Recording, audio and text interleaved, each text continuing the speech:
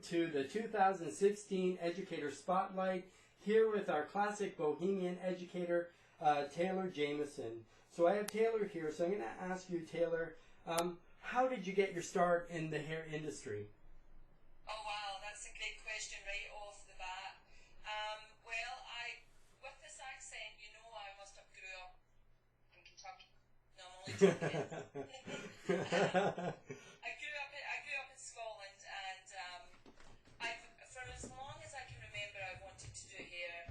I used to do my mum's hair, sit on the back of the chair when I was about 3 or 4 years old. Oh, and I'd say, Mum, what do you think I should be? And she'd say a doctor, and I'd say no. And she'd say a lawyer, and I'd say no. She'd say a hairdresser, and I'd say yes. So I knew, I have a son who's a fireman, so I feel like, and he knew what he wanted to do. He was a born fireman. I kind of feel like I'm a born hairdresser. I just, never done anything else. So I started in Scotland when I was, and I know a lot of people say stuff like this, but I started when I was 12 as a Saturday girl. I worked in a little town called Hamilton, and at that particular time, there was a guy called Barry Littlewood, who used to be Irvin Brust's artistic director. So I started with him when I was 12 years old. And then at 16, I went full-time. And then by the age of 21, I had my first business in Scotland. Oh, wow, so young. Yes. We definitely started. It wasn't uncommon for 16-year-olds to be working full-time in the hair industry, and then by the time you're 20, you might be ready for your own business, you know. So that's kind of how it all started. So with growing up in Scotland, then how is your hair training done? Like, when can you start? How long does it take to become licensed? What's the normal process there? Oh, it's at that particular time, growing up in Scotland, it's very different. We had apprenticeships. So I was an apprentice. I was a junior. We didn't call ourselves juniors. We were called juniors. Yeah. So I actually did a 3-year apprenticeship. Oh, wow. When the first year, it's a long time. When the first year, you just shampooed and you swept the floor and you did things. Second year, you shampooed, swept the floor, and you got to blow dry. And then the third year, you got shampooed, swept the floor, you get to blow dry, and you get to cut hair on model nights. Oh, and then by the fourth year, you might have started to cut hair as a hairdresser on the floor. Then where would you add color then into that?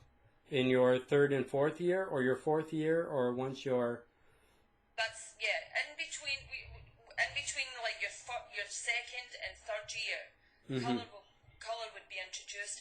And if you wanted to specialise, a lot of people over in Britain specialise. Like, they wear sun trained. So the thing is, it's about cutting. Okay. Mostly about cutting. But colour, if you want to specialise, then you would be in a colour department. I see. Colour wasn't, not that it wasn't that important to me, it was every bit as important to me as cutting, but I specialised in the cut. That was my thing.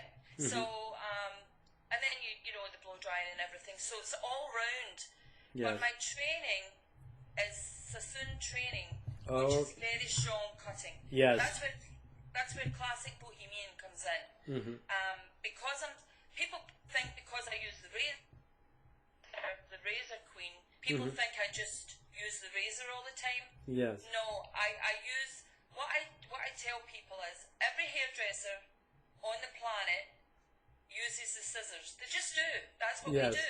We cut hair. But not every hairdresser on the planet cuts with the razor. That's right. So what I like to let people know that's coming on the cruise is, I just wanted to add to your repertoire of what you already know. Just add something else to your repertoire. And hairdressers, we all know you as well, have a vast repertoire of stuff that you do. So if you don't use the razor a lot, and for a whole haircut, and for a look, and as a system, then you should take this class. That's why I'm doing it, is to try and introduce it to more hairdressers, who, like I said, to add to the repertoire of what they already know, and do a lot of stuff that people don't normally do. Yes. They don't.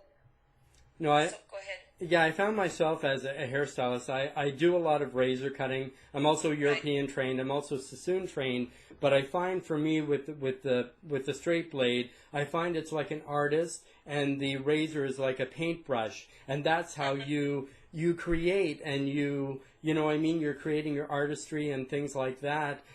Where did your passion for the razor come from? Even though you do more than just the razor, but where did you know that I really love working with one blade instead of two blades? Right. Yeah. That is a great question. I'm so glad you asked me that, because not very many people ask me that, and I'm thank you for the opportunity to answer that, to explain that. What it was obviously I told you I was Sassoon trained, so we used to cut, straight lines, and I used to see a lot of incredible hairdressers do all this work with the scissors, cut straight lines, and then after they'd spent maybe half an hour, 45 minutes on the haircut, then they'd go in with the razor and go over the whole thing again, and maybe take another 20-30 minutes to go over it, to texturize. Yes. And I said, why can't we do this right out the gate? So what I did was I took the Sassoon shapes, the Sassoon system. That's where the classic comes in. The Sassoon system, the partings, as I learned, all these wee strategic partings, wee intricate partings that we took. I took all the partings and I did it with the razor, and not texturizing, cutting with the razor. Yes. So I took every system that I knew from Sassoon, and I did the whole thing with the razor, which we never did at Sassoon. We never did that. No. It was just the razor, and that was it. Yes. So now I found people were looking at it systematically. They were looking at the razor systematically, and a lot of hairstylists don't look at the razor as a systematic cutting tool. They don't look at it like that. So when I do my classes, it's absolutely amazing, because I don't know why this came to me, but I'm thinking this just take people from being an incredible hairdresser to an incredible artist. Yes. It just kind of elevates you.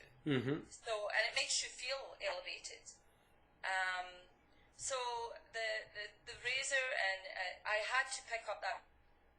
I had to do that. Like I said, it was a light went on, and let me tell you who it was. I don't know if he's as well known over here as what he is in Britain, but Trevor Sorby. Oh, I love Trevor Sorby. Yeah, right. I love him. You would know him. Yeah. Well, I was part of Trevor Sorby's America team. Yeah. Okay. And I watched Trevor, worked with Trevor. We did some shows all over, out in the West Coast, East Coast, all of that. And I watched him cut the hair with the scissors, and it was beautiful.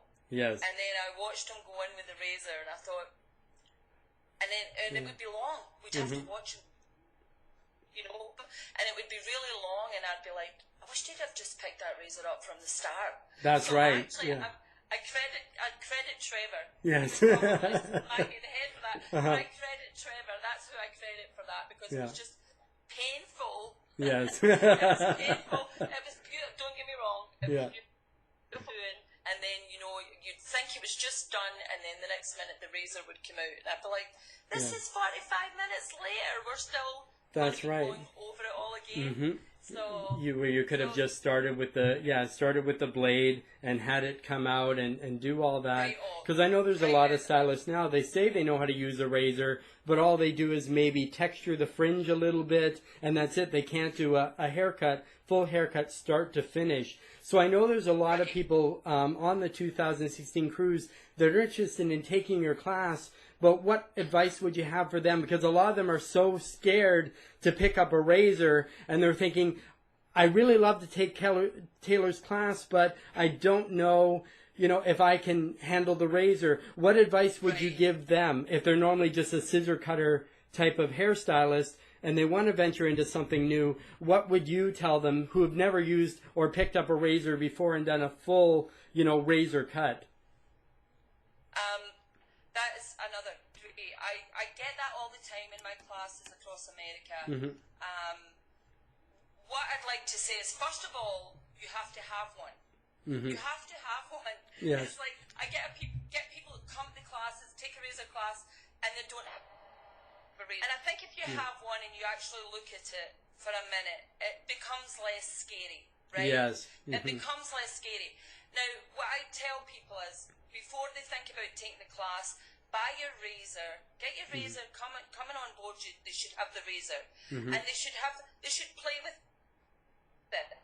You don't have to cut hair, just play with it. Get used to it in your hands. Just get the feel for it. And then what I would say is, when we're learning anyway, you learn on mannequins, get a mannequin and cut a whole head of hair with your picture in your mind of how you want to cut hair, and then just do it with the razor. Now, anything you can do with the scissors, anything you can do with the scissors, guess what? You can do with the razor. You can do it with the razor. And better. It's just another tool, right? Yes, better, cleaner, faster. You know what I mean? It's amazing. If time is money, for me, using a straight blade, and a lot of my clients, at first they were scared and said, oh, I've had a bad razor cut before. I usually tell them, have you ever had a bad, scissor cut? They're like, well, yes. I said, it's not sometimes a tool. It's the artist who's using that tool. And speaking of tools, do you have a favorite type of razor that you would recommend that people invest in? I do, and they're not that expensive. And I'm going to be honest, I like the Tondeo razor. Okay. I like the Tondeo razor. And if anybody go and get a Tondeo razor, if they go to whatever, Google Tondeo Traders, it's two women in Chicago that own the business. Oh, wow. And they've just taken it over because Tondeo used to be owned by Wella. Oh, okay. And then Wella was bought by Procter & Gamble and want to buy the razors. They didn't want the hardware. They just dealt in the liquid stuff. So if we go to Tondeo Traders and tell them Taylor Jameson sent you, the two women that are in business, and it's amazing. They've just taken the business over. They've not had it very long. Oh, okay. It's an excellent, nice balance. It does come with a guard, but you can take that guard off. Oh, okay, yes. And when you take the guard off of the razor, we normally call that graduating. Ah. You've graduated. Oh, yes. So, so that's the razor I recommend. A nice razor that is flexible. I feel, for my class, the razor is good if it's flexible. Yes. Because you can hold it. I hold it a certain way. You can hold it another way, and we can move it around to suit yourself. So we almost customize all the razors for everybody that's in the class, how you would hold it to be comfortable. So if you want to, even if it just bends and moves, if it's flexible, it should be fine if you have that. Oh, perfect. Yes. Have you ever used a heated razor?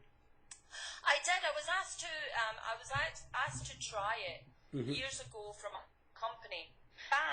In fact, I just met Robert Reed. I don't know if you know Robert Reed.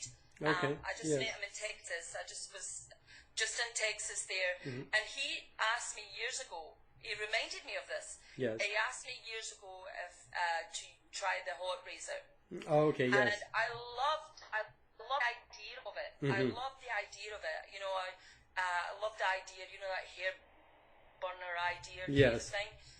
The only thing for me, I have to say, was I loved using it. I used it in the salon quite a bit, but I couldn't use it on the road. I couldn't use it on stage. Okay. I couldn't tee with it because I had to plug it in, and then I went to move, and I was stuck to the wall. That's right, because you can't go any farther than the cord. Right. Yes. Right. So I'm like, this is wonderful for the salon. Yeah. I think it's another great tool. But for me, it was too restricting. And then I heard they had ones with a battery. They've no made one yet that's going to... No, they can cut and stay. I mean, obviously, we'd like that in a blow dryer if we could have one that we didn't have to plug in. I mean, you certainly are passionate, but one passion you have that I'm going to surprise you with is pop-up dance. so Taylor, tell us about that. Well, you're asking some great questions that nobody's asked me before. Oh, really? The pop-up dance grew. I became a Zumba teacher. Oh, okay. Here's the thing. I've been a long time. Obviously, if I started when I was 12 years old as a Saturday girl, and then they had the business when I was 21. I came to America, I guess, was it 89, for the first time, and then I went back and all that stuff. Yes. But I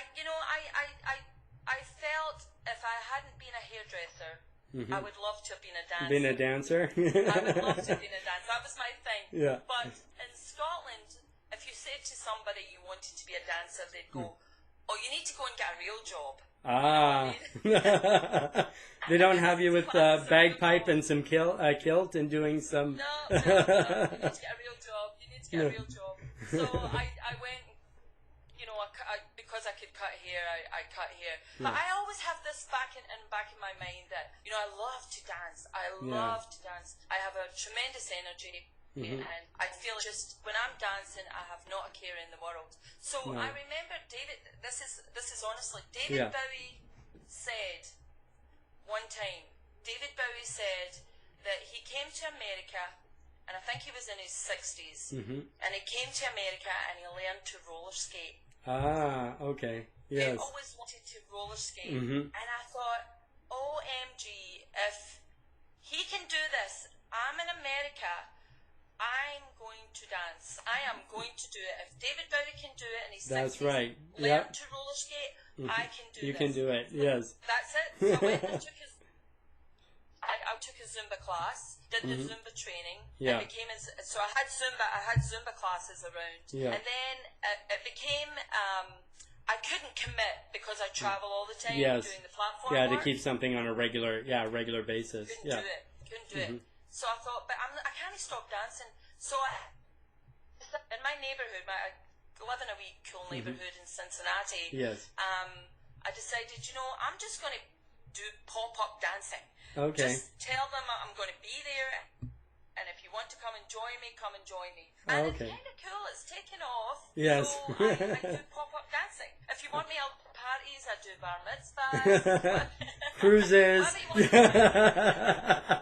So maybe we'll get you to lead a Zumba class if anybody's interested in the morning. But I mean, we'll obviously, we'll see you on the dance floor because I mean, I can see your creative energy. I can see the life and passion exude right out of you. So to meet you live in person, I already have goosebumps, Taylor. Like I have goosebumps, and it's like to dance the night away and the feeling's mutual. The feeling's mutual. Seriously, the feeling's mutual. Because you have asked. I mean, I knew I had to do this. Yes. First and foremost, I always wanted to come. I worked for a couple of companies, and they went on cruises. Yes. And I wasn't picked to go. It wasn't that you could just go. I wasn't picked to go. Okay. Because I wasn't teaching in these particular cruises. I see. And I always felt bummed. Yes. About it. So yes. when this came up, I'm going to go on the cruise, and I am going to teach on this cruise. And so therefore, to get this opportunity, yes. I said, that's what I think. The thing is, if you really want it bad enough, it will happen. Of Might course. not be exactly the way you want it, but it will happen. And I believe that 100%. Yeah, you're truly right. So with the students that are coming on the cruise, so you'll be teaching classic Bohemian? So can you elaborate on that exactly, what you'll be showing the students in each of your classes, kind of give a little bit of a breakdown of what, they're going to expect from you in your class? Yes, absolutely. Well, classic Bohemian consists of is long, medium, and short. We will show a long look, we'll show a medium look, and we'll show a short look. And what we do is we do the classic Classic is sassoon shapes. We will do classic sassoon shapes. We will do these sassoon shapes in the longer looking, the medium, and then the short. So each of these looks will be classic sassoon shapes. Okay. But they will be more bohemian because they'll be done with the razor. We won't have as much weight as we used to have years ago. Remember we had the page ball? Yes, yeah. It was really weighty. Who did you have over here? The skater? What was it? Dorothy Hamill? Dorothy Hamill. Yeah. Beautiful. I mean, it was beautiful when she turned around and yes. everything. That it was heavy. So you're looking at these shapes and you're taking these classic sassoon shapes that are beautiful and stand the time, but you're moving it to the future by being more bohemian, just more bohemian. So what they'll learn when they come in is there's 5 points of difference with the is cutting with the versus scissors razor.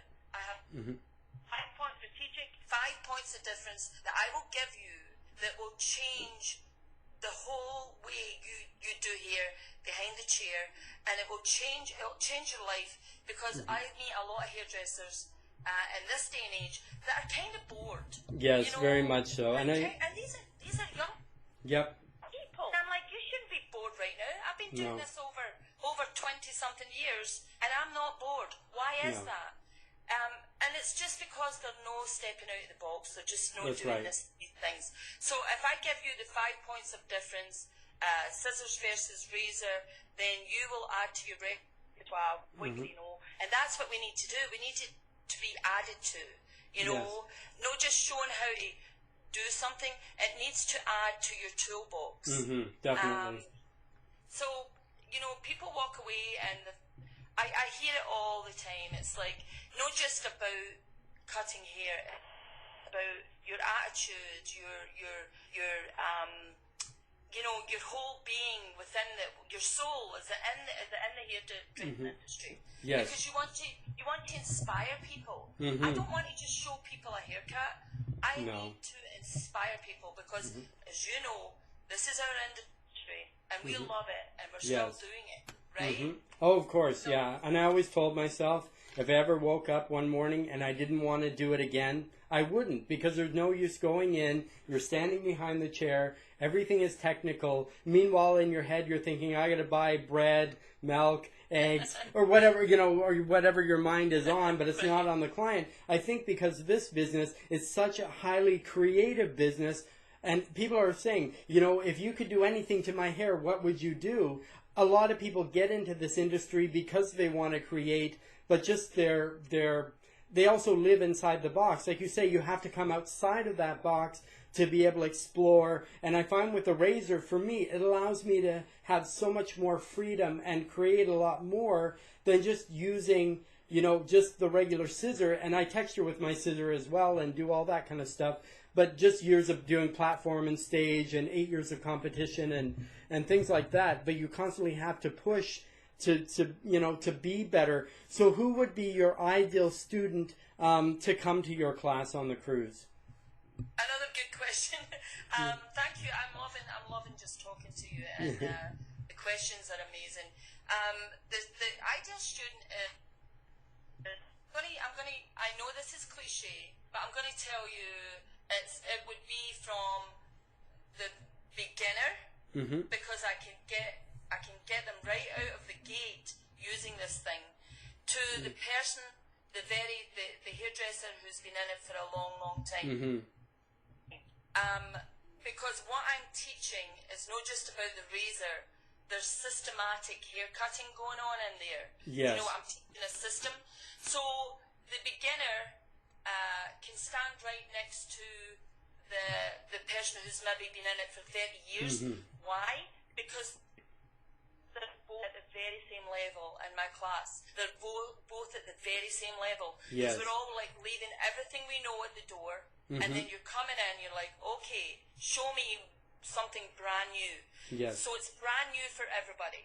So I'm going to say everybody is my ideal student to the class. Yeah. Now, if I get somebody who's very systematic, like I was watching Kim Weavermore's Yes. video. Mm-hmm.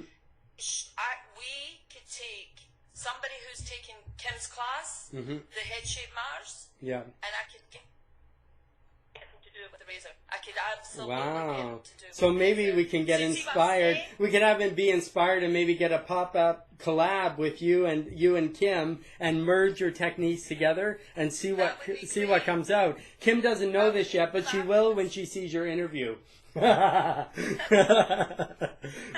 know what I mean? But what you're teaching in the class, anybody could go right away. They could, go back to their salons. They could implement it right away on their very next client. Absolutely, absolutely. If they've attended the class and they've paid attention to the system that I'm teaching, and then pick up the razor, absolutely they could do it. Absolutely they could do it. Awesome. So it's definitely a system. The sassoon stuff would, you have to hold it this Oh way. yes, yeah. You have right. So it's still very systematic like that. Yeah, it's not a matter of cutting. Sassoon, right. The sassoon shapes is very strong, and it's very strong. But if you really pay attention to what I'm doing, and then pick up the razor. First and foremost, pay attention to what I'm doing, parting wise and elevation wise. Then you watch that. You pick up the razor. You can do it. You've got it. What I'd like to say, I hate to say this, but it's not brain surgery. It's not. No, and I think that's the biggest thing for a lot of stylists. It's the fear that's holding them back. It's more the fear than it actually is doing it. And once they start doing it, enjoying it, and be able to be free, and even take the same haircuts they're doing in their salons right now, and switch it up by adding the razor in a little bit more, then add a little bit more, and eventually then just do a full haircut. Because I'm more European trained, so a lot of us is more straight blade cutting and round brush drying. That's it. No curling irons, no flat irons. Everything is done. That's the way. I trained with a world champion for 2 years with my license. And you'd never see hair smoke, but that hair was smooth. It was like Cleopatra smooth. It was like incredible. And that's how I train. It's almost when you're driving, it's like driving a standard before you drive an automatic. So I learned on a razor. So the school I went to was great because they showed us the razor, where a lot of schools will only show you just the scissors, and that's it. And you learn the pivot point, technique and stuff like that. I mean, I can feel the excitement in your voice. You can't wait to teach. So how excited are you to be teaching on the 2016 Hairstylist Cruise? Oh my goodness. First of all, I can't wait. Not even about, it's the teaching thing is amazing anywhere I teach. Yes. But to think about teaching on a cruise ship, that's something else. That's right. Georgetown, Grand Cayman, Cozumel, Mexico. You got the sun, the sand, the beach, and those days are totally yours. We have you the days you teach, but the port days, everybody has a chance to go and enjoy, get an education, get a vacation, all in one. I think it's something the industry really, really needs. You know what I mean? And I'm so glad and we're so fortunate to have you aboard that you said, yes, I'll come and I'll, be on the cruise. You know what I mean? I just love, I love the work you do. I love the pictures. I've checked you out on YouTube. I've seen your work. I've seen everything you post. I'm a definite fan. I love. I can't be in the first row because I got to save those rows, but I'll be there in your class. But I know some people want to check you out. So where's a good place for them to find you? Where would you suggest that they go to know more about Taylor Jameson? All right. They should come to Cincinnati, Ohio, actually. Oh, awesome. Come in my door. It's okay. Yeah. You can knock on the door. If you're a hairdresser, you're my family. Yes. This is what I say. Hairdressers, we're family. Okay. That's what because we're a definite breed of people. Yeah. But I would say Facebook is good right now because I'm very much active. I'm very active on Facebook. And what's the name of your Facebook? It's just Taylor Jameson. Okay. Taylor Jameson. And then I have Instagram, which is Taylor Jameson as well. I know there's a couple of YouTube videos. I'll have to get a wee bit more into that. And let me see what else. I am traveling a lot, so if you watch Facebook, right now the next place I go to is Hawaii. Wow. Oh. Yeah. So I'll be in Hawaii, and then after that I'll be in Pittsburgh. So that's how, it's like crisscrossing. So if you look at, I would say Facebook. I know it's kind of Facebook. No, a lot of people go on Facebook, and I get a lot of feedback on Facebook. I get a lot of, I obviously post these videos on Facebook. A lot of people are there, and Instagram seem to be the biggest ones. And Instagram is a great place to show your work, so people can actually see, what they're going to learn, what kind of techniques they're going to learn, what your style is, things like that, and get feedback. We also ask for everybody that sees these videos, just a comment below. So if you have any questions or comments for Taylor, I'm sure she'd love to hear from you, and she'll comment back. You know what I mean? So just leave them below the video. Obviously she's very friendly. She's my new homie. So, we're going to be on the dance floor. So we're the two on the dance floor that are going nonstop all night. I can't wait. Yeah, so this has been amazing, Taylor. Our time has gone so quickly. It's so fast, and I'd love to sit down with you again and just do like a powwow and just communicate again. And this has been truly amazing. I'm just buzzing right now from talking to you. You can't believe it, So this is wonderful. I thank you so much, and we'll see you on the 2016 Hairstylist Cruise. Thank you so much. I can't wait, and I hope to see everybody on the ship in my class at some point. Seriously. Thank you so much for your time, and I'm coming to Toronto. You just wait. You are? Hey, it's me, Rad Celebrity Stylist. I'm so glad that you enjoyed today's interview with our 2016 Hairstylist Cruise Educator. Do me a favor and comment below with your questions or comments, and let your educator know that you really love their interview, or if you have any questions, they can get back to you. I'm sure they'll really appreciate it. Hey, are you a cruise attendee, an educator, or a prize winner on the 2016 Hairstylist Cruise and would like to be interviewed? Just to share, a little bit about you, you can personal message me, Brad Poirier, right here on Facebook. If you want to know more cruise news, extended interviews, go to Periscope at bradcelebrityhairstylist.com. My handle there is Brad Does Hair, and make sure to follow me. Thank you, have a great day, and we'll see you on the seas.